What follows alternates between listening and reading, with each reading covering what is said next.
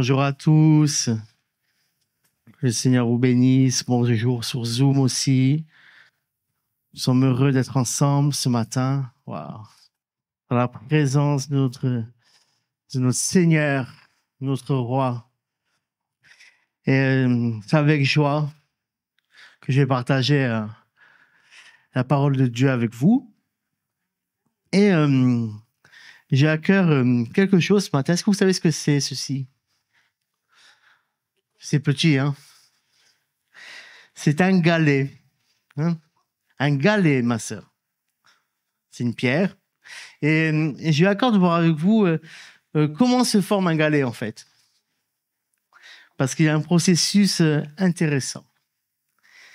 Et premièrement, un galet, c'est quoi? C'est, en final, c'est une roche, c'est un rocher, un bout de pierre qui quitte une falaise. C'est un bout d'une falaise qui s'en va pour tomber dans de l'eau.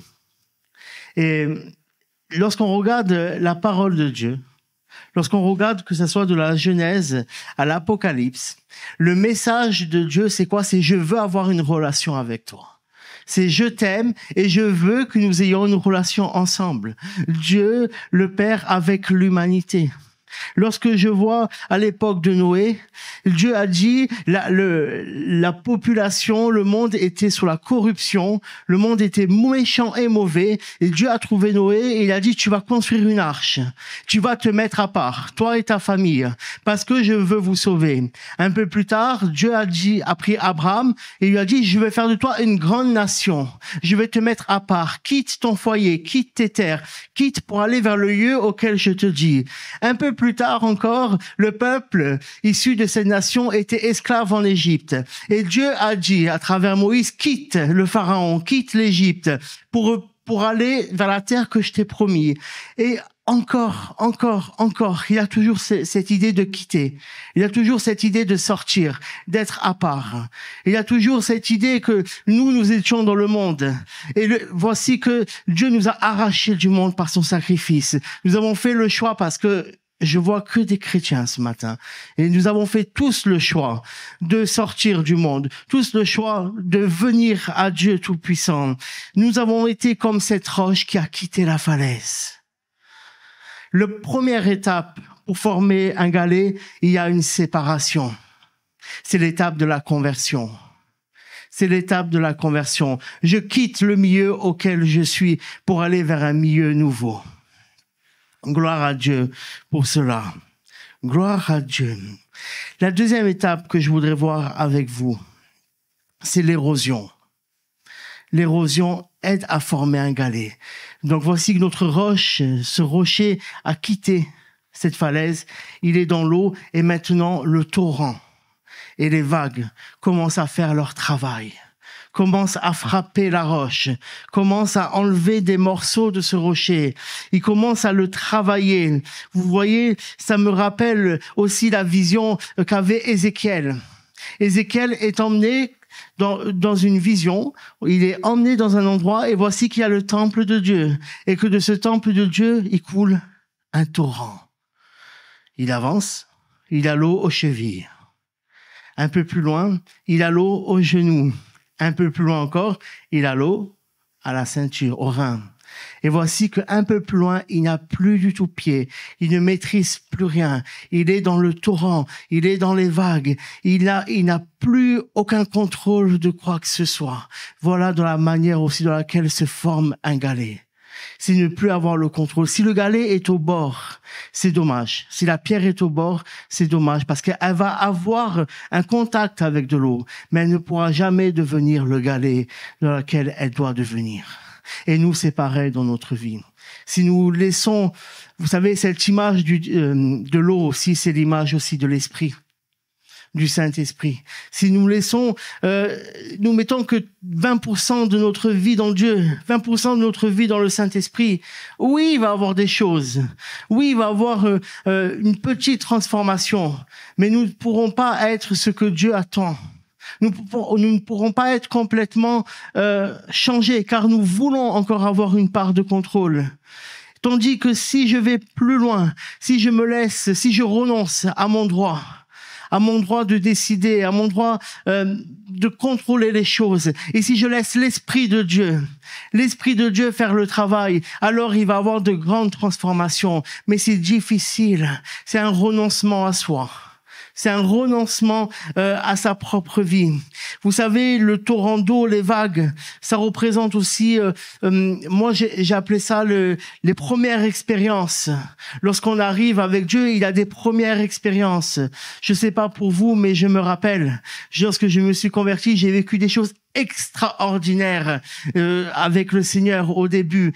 Il a changé des choses merveilleuses. Vous savez, la pierre tombe dans l'eau et des gros morceaux commencent à partir. Mais c'est que le début, c'est que les premières expériences. Le Seigneur veut aller plus loin.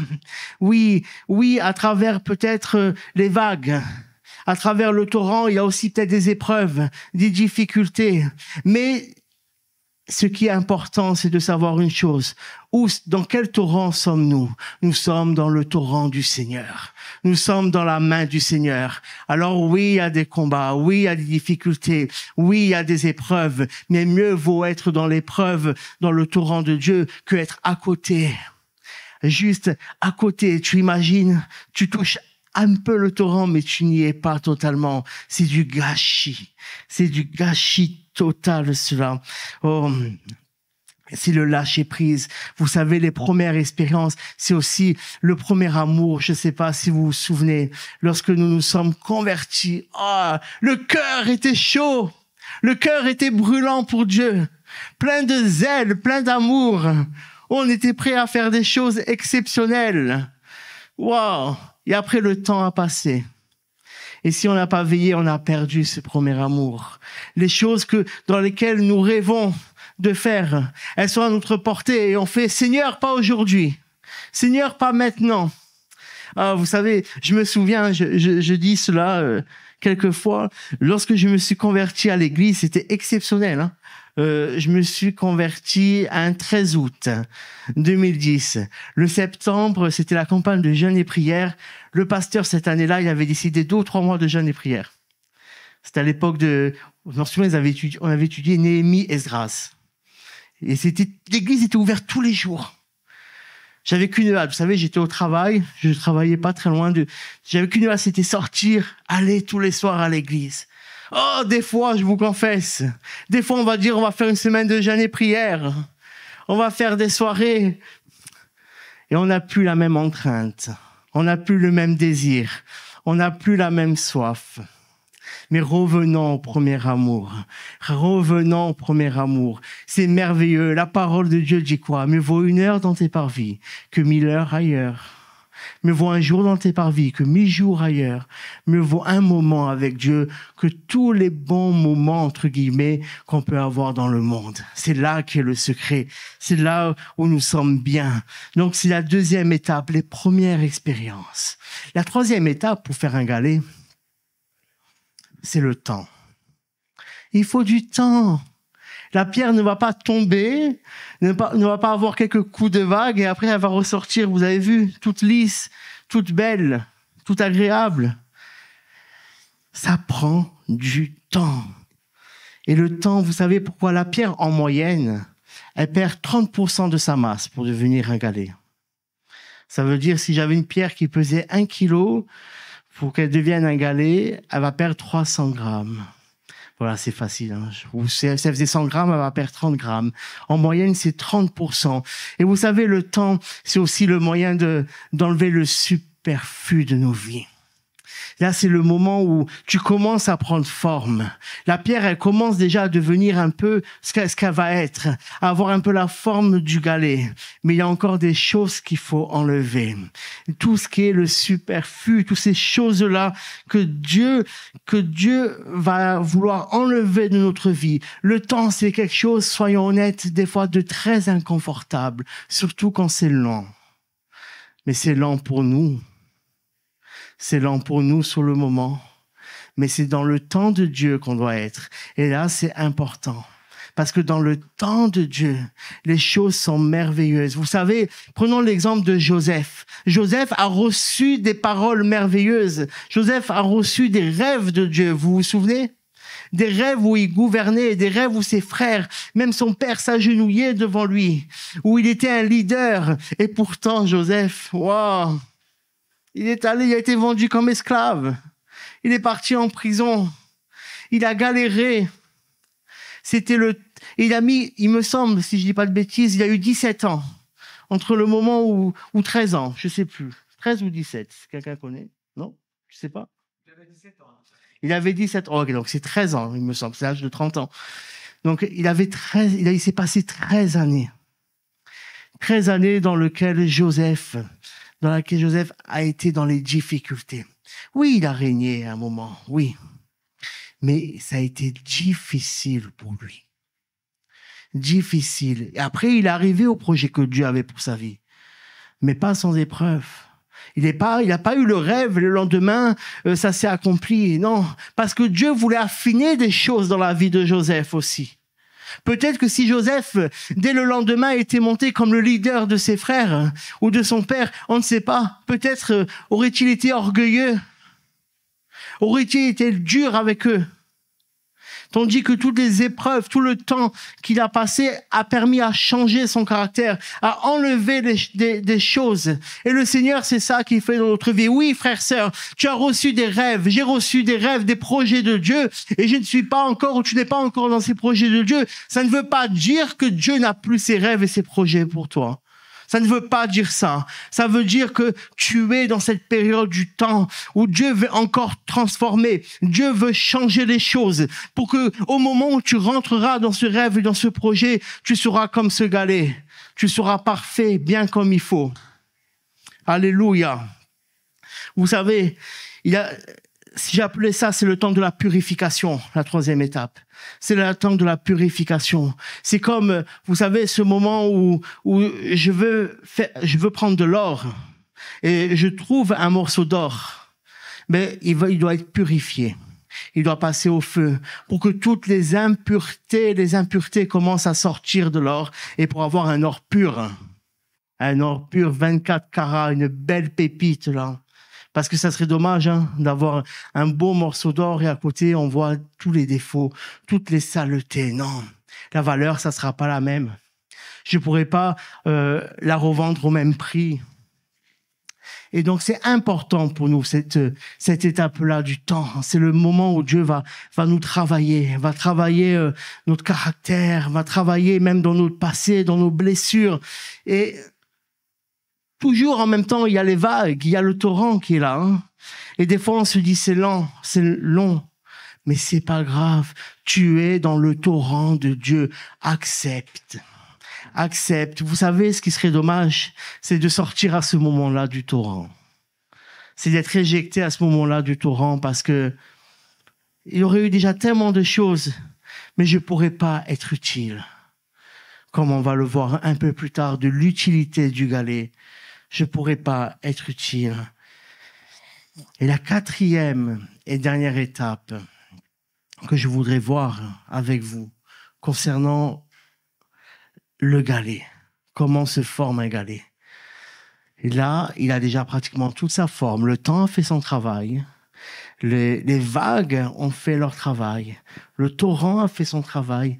Mais il y a un dernier élément, c'est le sable. Le sable, c'est ce qui va donner ce côté très lisse à la pierre, qui est pas rugueuse, qui permet qu'elle soit agréable à prendre en main. C'est le lissage, c'est le sable qui donne là. Et le sable, ça peut être quoi pour nous? Le Saint-Esprit, oui, mais le sable, c'est aussi les uns aussi avec les autres. La parole dit le fer aiguise le fer, l'homme aiguise l'homme. Parce que, vous savez, lorsque le galet, il est au contact du sable et qu'il perd donc toute sa dureté, elle devient du sable aussi. Et c'est ça qui forme aussi des plages, toutes ces choses que nous voyons, ça vient de ces roches qui sont là, le sable. Et le sable, vous savez, c'est quoi? Ça peut être quoi aussi le sable? Ça peut être le discipulat. Ça veut dire que il y a du sable qui me travaille. Ça veut dire que j'ai un leader, j'ai un chef spirituel, j'ai un mentor, peu importe le nom auquel je veux le donner, mais je suis pas seul. Mon frère, ma sœur, et je parle peut-être à ceux qui écouteront ce message s'il est diffusé, tu peux pas être un galet seul à la maison, c'est pas possible. Si tu es chrétien seul chez toi, alors tu ne peux pas. Parce qu'on a besoin des autres. On a besoin d'avoir quelqu'un qui va nous affiner, qui va nous travailler. Et nous-mêmes, plus on est travaillé, plus on est un bon disciple, nous pouvons devenir un bon faiseur de disciples aussi en donnant ce sable-là. Amen. Alléluia. Oh, c'est le temps de porter le fruit. J'ai appelé ça la 4e étape, c'est le temps de porter du fruit, de porter du bon fruit. Le sable affine. C'est comme le potier. Le potier a terminé son œuvre. Il la regarde, il dit, waouh, ce vase est beau. Ce vase m'est utile. Celui-là, je vais le peindre. Je vais mettre un produit précieux dedans. Une bonne huile extrait à froid. Vous voyez, direct. Et c'est merveilleux. Et je vous ai parlé de la parabole du galet, mais je vais arriver avec quelques versets, ne vous inquiétez pas. Ce matin, et je vais juste rappeler les 4 étapes, et c'est les 4 étapes de notre vie de chrétien. La conversion. Premièrement, les premières expériences. C'est les premiers pas avec Dieu. La purification. Et arriver enfin à porter du fruit, le bon fruit que le Seigneur attend pour nous. Et vous savez, c'est très intéressant. 1 Pierre, chapitre 2, versets 4 et 5. Quelques versets pour appuyer ce matin. Approchez-vous de Christ, la pierre vivante, rejetée par les hommes, mais choisie et précieuse devant Dieu. Et vous-même, en tant que pierre vivante, laissez-vous édifier pour former une maison spirituelle, un groupe de prêtres saints afin d'offrir des sacrifices spirituels que Dieu peut accepter par Jésus-Christ. La pierre qui a été rejetée est devenue la pierre de l'angle, la pierre angulaire. Et nous-mêmes, nous sommes de cette pierre-là, rejetés par la falaise, sortis de cette falaise, sortis de ce monde, mais pour se greffer à une autre pierre qui est Jésus-Christ, qui est une pierre vivante, qui n'est pas une pierre morte. Vous savez, la pierre, le rocher qui s'en va de la falaise, si je la prends dans mes mains, elle peut me couper, elle peut me faire mal, elle peut me faire trébucher parce qu'elle est toute déformée. Hein? Qui s'est jamais fait mal avec une pierre? J'ai envie de vous dire, qui est jamais tombé avec une pierre? Bon, moi j'ai déjà été enfant, j'ai déjà couru, je me suis déjà amusé et je me suis déjà pris des belles gamelles. Par contre, je me suis jamais pris de gamelle avec un galet. Vous voyez ce que je veux dire? Mais la pierre d'origine, elle est brute, elle fait mal. Et tandis que le galet, c'est sympa à avoir dans les mains. C'est doux, c'est agréable, ça a cette rondeur. Le galet, si je mets quelque chose, ça va couler, ça va passer. Hein, c'est un peu aussi, lorsque tu deviens un galet, tu as quoi? Pour remettre le message de vendredi, tu as le fruit de l'esprit en toi. Les choses, elles passent. Les choses, elles sont bien.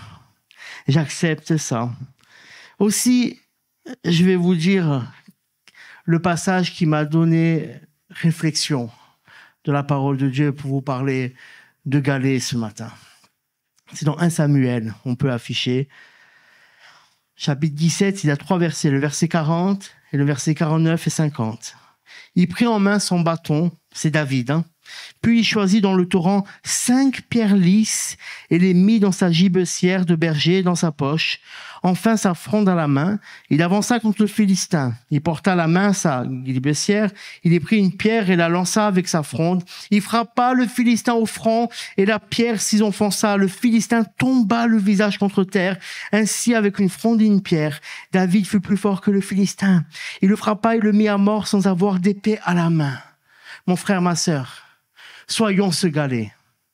Soyons cette pierre lisse qui va être utilisée pour l'œuvre du Seigneur, qui va être utile pour Dieu.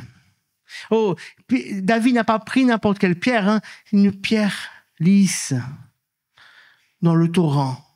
C'était des galets qu'il avait. Alors, j'ai pas les tailles, peu importe de la taille, de la forme de ce galet-là, mais ça a été utile. Oh, on peut pas être utile à Dieu totalement. On ne peut pas être totalement dans le bon projet de Dieu si on n'est pas lisse, si on n'est pas transformé totalement. Vous comprenez de quoi parle ce message? Il parle aussi de nouvelle naissance, aussi de transformation dans notre caractère. Oh, ça fait 3 ans, 2 ans qu'on prie à devenir comme Jésus. On a eu la carte d'identité, vous vous souvenez? Il n'y a pas longtemps, on a eu la feuille, prier, être comme Jésus-Christ, vous vous souvenez? C'est en 2025, il me semble. Donc c'est quelque chose qui est récurrent. Pourquoi? C'est pas un délire pastoral. Mais c'est une volonté du Saint-Esprit pour nous, pour notre Église. Le thème, il se répète. Pourquoi? Parce que le Seigneur, il veut appuyer sur ça. Parce que le Seigneur, il dit, je veux faire des choses avec vous, mais aujourd'hui, je peux pas faire tout ce que je veux faire avec vous. Il y a besoin encore de changement. Et je parle pour moi, je me mets dedans. Hein. Il y a encore besoin de transformation. Il faut que vous soyez plus semblables à mon Fils, à Jésus. Soyons lisses, laissons-nous transformer. Mettons de côté peut-être des frustrations. Oui, ça fait 10 ans que j'ai reçu une parole, la parole, elle s'est pas accomplie. Mais écoute, est-ce que tu es dans le torrent ou est-ce que tu es sorti du torrent? Si au bout de 3 ans, tu n'as pas supporté, tu es sorti du torrent, la parole, sans doute, elle s'accomplira jamais. Parce que tu es pas là, tu ne peux pas. Tu seras dangereux, tu feras mal, tu seras pas complet pour Dieu. Si tu es dans le torrent, fais confiance à Dieu. Laisse-toi travailler, laissons-nous travailler. Laissons-nous être des disciples, laissons-nous être enseignables, j'ai envie de le dire. Lorsque le pasteur va prêcher le vendredi, acceptons l'enseignement. C'est l'enseignement pour l'Église, c'est notre enseignement pour nous. Soyons pas avec un cœur dur, ne soyons pas avec un cœur de pierre. Soyons avec un cœur de chair. Soyons avec un cœur qui a les yeux ouverts pour regarder vers le Seigneur, qui est à faim de la parole de Dieu, qui a confiance dans le Seigneur. Alléluia. Et le dernier verset ce matin pour nous, Apocalypse 2:17. Il dit ceci, que celui qui a des oreilles écoute ce que l'Esprit dit aux églises. Au vainqueur, je donnerai à manger de la manne cachée et je lui donnerai un caillou blanc. Sur ce caillou est écrit un nom nouveau que personne ne connaît, si ce n'est celui qui le reçoit. Et si je vous disais que ce caillou est un galet en réalité? Vous n'êtes pas obligé de me croire. Mais j'avais ce verset-là, je me disais, Seigneur, oh, j'aimerais tant que ça soit un galet. Et j'ai eu cette curiosité de regarder l'origine du mot. Excusez-moi, c'est juste le seul mot que je vais prononcer qui est un peu technique, le mot grec. C'est le mot pséphos dans ce texte. Et ça veut dire une petite pierre usée et lisse. C'est un galet. C'est un galet. Et si il est dit que ceux qui vaincront auront une pierre, un galet avec un nom nouveau. Il y a le nom sur ce galet-là, mais on peut déjà nous être un galet. On peut déjà nous-mêmes être transformés. On va avoir le nom nouveau, mais on n'est pas obligé d'attendre là-haut pour avoir l'identité nouvelle. On n'est pas obligé d'attendre là-haut pour être cette nouvelle création. C'est pas le projet de Dieu. Le projet de Dieu, rappelle-toi, c'est sors et une relation avec moi. Et si on a une relation avec Dieu, alors automatiquement, on va changer. Automatiquement, ça va nous transformer. Parce que la parole de Dieu, elle est quoi? Elle est comme un marteau qui brise le roc. Qui brise le roc. Ça veut dire quoi? Il est en train de changer. Si je me mets sur la parole de Dieu, alors il y a des choses qui vont sortir. Je vais être transformé si j'accepte. Tout est un choix d'acceptation. Si j'accepte de regarder ma vie avec honnêteté, de faire un bilan. Voilà, je suis converti depuis 2 ans, 5 ans, 30 ans, 40 ans. Et j'ai plus l'amour. J'ai plus la soif, la faim de lire la parole. Oh, c'est pas normal. Seigneur, je reconnais que c'est pas normal, aide-moi. Si tu fais cette prière-là d'un cœur sincère, si tu reconnais que c'est pas la normalité de notre vie, sache que Dieu agira. Sache que Dieu fera sa part, mais c'est à nous aussi de dire, Seigneur, je reconnais que cette situation-là, c'est pas la situation dans laquelle je devrais être spirituellement. Je vais avoir faim et soif de toi. Je veux me réjouir de venir à l'église. Il y a mes frères et sœurs, mais tu es là, Seigneur. Je veux me réjouir de venir t'adorer. Je veux me réjouir de venir entendre la parole. Je veux me réjouir même d'appliquer la parole que je veux entendre. Alléluia. Il y a dans le ciel, tu auras un caillou blanc. Vous savez le blanc, ce que c'était? À l'époque de Paul, il y avait des condamnations au tribunal. Lorsque quelqu'un passait en condamnation devant le juge, s'il était condamné, il recevait un caillou noir. Mais s'il était gracié, alors il avait un caillou blanc. Dieu est en train de le dire.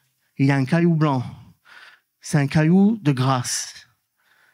Et il y a un nom nouveau, il y a une nouvelle identité pour toi. Je tourne la page d'avant, je tourne la page du passé. C'est ce que Dieu est en train de dire. Et on veut tous ce caillou blanc. On veut tous, mais des fois ça tombe pas du ciel, permettez-moi. On doit aussi accepter le temps, le sable, l'érosion, les vagues, le torrent, de sortir. C'est long, c'est difficile des fois, mais le résultat, il est grandiose. Le résultat, c'est tu abattras des Goliaths. Le résultat, c'est tu vaincras les géants. Le résultat, c'est Dieu regardera, il s'approchera du torrent et il regardera et dira, mais j'ai un problème avec Bethel. Tous sont d'égalés. Tous sont des pierres. Tous, je peux les utiliser. Il n'y en a pas que 5, mais je peux tous les prendre. Et Dieu dira alors, waouh, je vais remplir ma poche pour envoyer mes enfants. Pour qu'ils fassent, là, je peux t'utiliser pour ta famille, Dieu dira. Là, oui, tu vas porter du fruit. Là, je peux t'utiliser pour ton travail, pour que tu emmènes des gens à moi. Là, je peux t'utiliser pour ton voisinage. Là, oui, je peux t'utiliser pour prêcher. Là, oui, je peux t'utiliser pour aller évangéliser. Parce que tu as compris, parce que tu as accepté d'être transformé. Tu as accepté de mourir à toi. Tu as accepté de lâcher ta vieille nature. Oh, alléluia. Alors tu m'es utile. Fils, fille. Alléluia. Oh, je voulais juste ce matin nous encourager avec cette parole. J'ai appelé ça la parabole du galet, mais vous voyez l'image. Nous sommes des pierres vivantes, mais pas n'importe quelle pierre. Nous sommes des pierres travaillées par le Seigneur, qui acceptent de perdre des morceaux, qui acceptent d'être changés, transformés, et de former un édifice saint, un édifice vivant aux yeux de Dieu. On va juste baisser nos têtes. Et Seigneur, je te remercie pour ta parole. Saint-Esprit, ce que j'ai pas peut-être dit, tu vas parler aussi dans les cœurs, Seigneur. Tu vas faire réfléchir à tes enfants. Et je prie, Seigneur, que là où peut-être la flamme s'est éteinte, que là où peut-être le premier amour, Seigneur, a été remplacé, là où les choses de la vie sont venues mettre du poids, Seigneur, de la lourdeur, je prie, Seigneur, que maintenant les consciences se réveillent devant toi, Seigneur, que la faim et la soif de ta maison, de ta parole reviennent au nom de Jésus. Je prie, Seigneur, que là où peut-être ont eu un découragement, une envie de quitter, Seigneur, ce torrent, Seigneur, puisse revenir être fortifié parce que tu as des bonnes choses à la fin pour eux, Seigneur. Je prie, Seigneur, que nous soyons enseignables, Seigneur, que nous soyons des disciples véritables, Seigneur, et que demain nous soyons aussi des faiseurs de disciples, Père. Oh, Seigneur, je prie pour cette église, toute personne qui verra ce message, qu'il soit béni, fortifié, affamé, assoiffé de toi. Oh Seigneur, que tu prennes vraiment la première place au nom de Jésus, que toutes les choses qui prennent du poids, de la lourdeur, soient maintenant sorties au nom de Jésus, que chacun se mette devant toi et prenne cette décision de dire je veux être transformé par toi, Seigneur. À toi la gloire, à Dieu la gloire, à Dieu la gloire, alléluia.